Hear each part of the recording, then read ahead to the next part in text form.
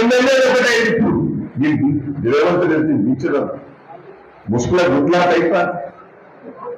Rahul Gandhi cancer అయింది ఎందుకు? రాహుల్ గాంధీ వరంగల్కి వచ్చి జనంలో అభిప్రాయం తీసుకుందామని. రేవంత్ రెడ్డి ఎట్లా చెప్తారు? రేవంత్ రెడ్డి అబద్ధం మాటలు చెప్తాను, ఇది చేసినా అది చేసినా రాహుల్ గాంధీ చెప్తాను. రాహుల్ గాంధీ టైం కూడా ఇస్తారు వీడికి. ఈ మోసకార్యం తెలిసిపోయి రాహుల్ గాంధీ గారు కూడా 6 నెలల నుంచి టైం ఇస్తలేరు.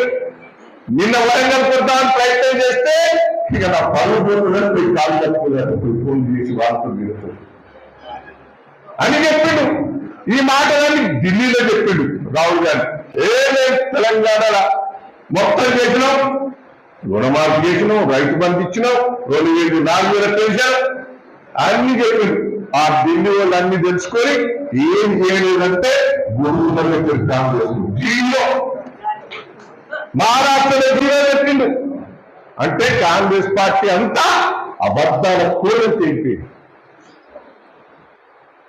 దయచేసి ఇప్పుడు ఏమనుకుంటారు?